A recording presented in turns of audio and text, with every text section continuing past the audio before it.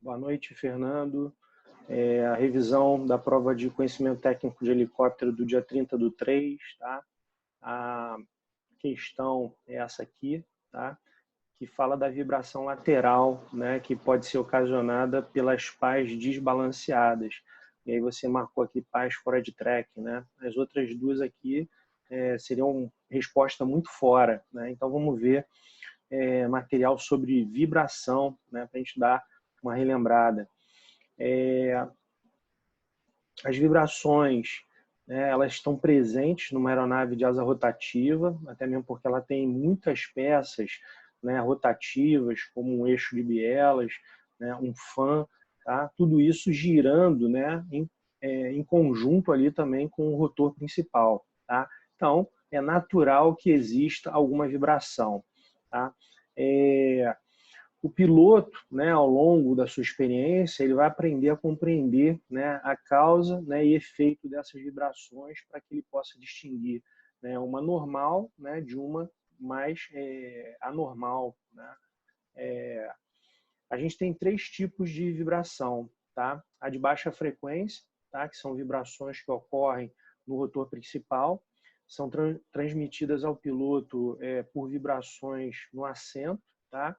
E elas são do tipo 1 para 1, né? Ou seja, uma vibração para cada volta do rotor principal, tá bom? Essas vibrações, né, de baixa frequência, elas podem ser, né, duas, uma vertical, tá? E a outra lateral. Tá? Então, a vertical ela ocorre quando as pás estão fora de trekking, tá? Sacudindo o helicóptero para cima e para baixo como um galope. Né? Esse tipo de vibração aumenta com a velocidade, ou seja, se torna mais intenso, né? Porém permanece de baixa frequência, né? Sendo uma volta, né? Uma vibração. Tá? Então, quando a gente tem pá fora de trekking, né? A gente tem o disco do rotor girando, né? Numa determinada altura, e uma das pás tá para cima, né, desse disco, né, ela está saindo desse disco, ela está girando, né, e está criando quase um disco, né, sozinha em cima do outro disco. A repercussão disso é um movimento vertical, né, do helicóptero. É o helicóptero subindo, né, e descendo. A cada volta, né, do rotor, ele vai fazer esse movimento, né, que a gente chama aí de galope. Tá? Então, uma pá, né, fora de trekking, né, a gente tem que fazer o ajuste no compensador para que essa pá ela possa voltar para o trekking, ou seja, para que ela possa voltar a fazer parte do disco de rotação íntegro, né, uno, tá? Mas a gente também tem a vibração lateral, tá? No caso da vibração lateral, ela ocorre quando as pás estão desbalanceadas, tá? O piloto ele sente o helicóptero sacudir lateralmente, né? É como se o rotor ele fosse puxado, né, o tempo todo para o lado. Por quê? Porque basicamente eu tenho uma pá mais pesada do que a outra, tá? Então, ao girar, né, em altíssima velocidade, esse pouco peso, né, quase nenhum peso da asa parada, né, ele vai se transformar em um peso substancial à medida que ela gira 500 nós, né, por hora. Então o piloto ele vai sentir o helicóptero sacudir lateralmente, justamente porque o centro de massa do objeto giratório, né, a própria pá, está se afastando do eixo de rotação. Tá? Esse tipo de vibração ele permanece constante em todas as velocidades, já que a RPM, né, de voo deve ser constante. Então aqui a gente tem, né, a pá, né, com compensador para ser ajustado e voltar para o tracking, né?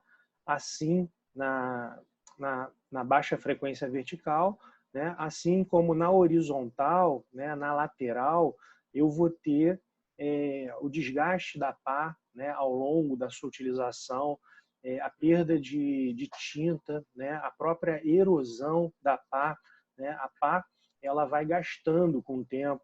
Né? Tem um vídeo aqui bem interessante, né? Olha só.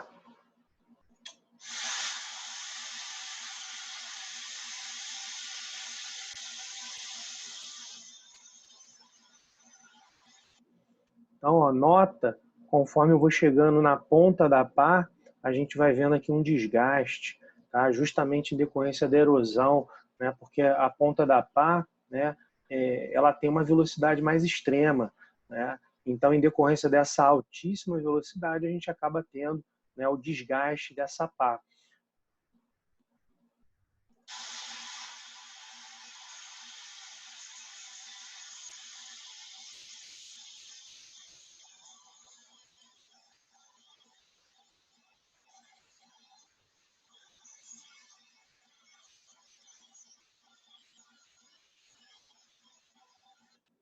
Então, ao longo da vida útil da pá, tá, a gente vai ter, né, por vezes, uma pá mais pesada, né, do que a outra. Em decorrência disso, né, a gente vai tirar esse acabamento aqui, ó, da pá, tá? Vai sacar, né, aquele acabamento e vai estar visual com essa areazinha aqui da pá, que é justamente para colocar plaquinhas de metal, né, e arruelas para aumentar, né, ou diminuir o peso daquela pá, tá? Então, a partir do momento que eu consigo o balanceamento, né, lateral, eu equalizo o peso dessas pás, tá? E aí a gente volta a reduzir bastante, né, aquela vibração, tá? Bom, as vibrações, né, então, elas podem ser a vertical,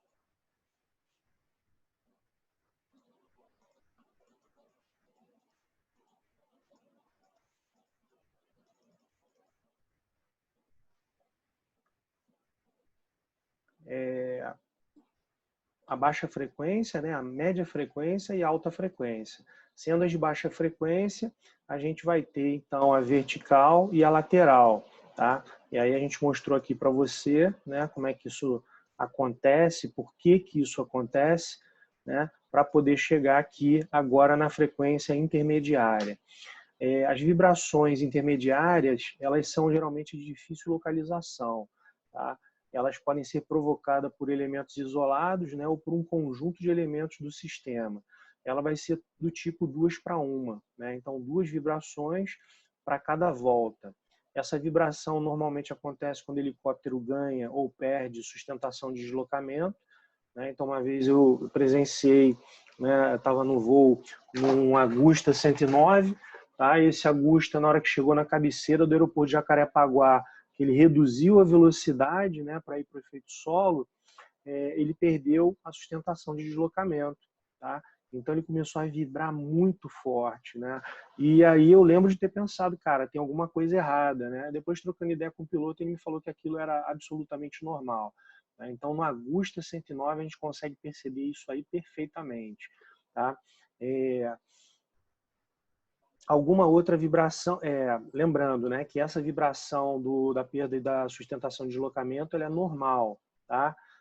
Só que existem as anormais, né, que vão aparecer e precisam ser identificadas. Então, qualquer outra vibração intermediária, né, ela vai ser considerada anormal e geralmente ela vai estar relacionada com problemas no motor, né? Então, vamos lembrar que o motor ele tem várias peças giratórias, né, e ele também pode, né, se desbalancear, tá? Temos ainda, né, a vibração de alta frequência, tá? Essa é causada pelo desbalanceamento de peças, né, que funcionam com rotações elevadas. E aí, nesse caso, é impossível da gente conseguir contar essas vibrações, tá? Elas vão ser causadas principalmente por problemas no conjunto do motor, tá? Na ventoinha, no sistema do rotor de cauda, tá? Vão ser sentidas na fuselagem, né? Quando ocorrem no motor, né? E nos pedais, como um formigamento nos pés, tá? Quando ocorrerem, né, no rotor de cauda.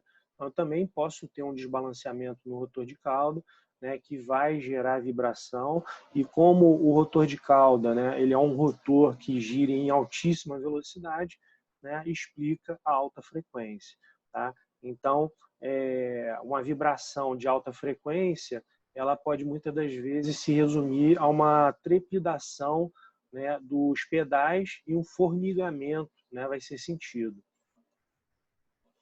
Então, as vibrações, né? Se falando aí de baixa frequência, tá? Ela está considerada, né, no rotor principal, tá? As de frequência intermediária, tá? Vão estar ali no grupo motopropulsor, né? E as vibrações de alta frequência, né, por vezes vão ser sentidas no rotor de cauda, tá? Então, esse esqueminha aqui ajuda bastante a gente na prova.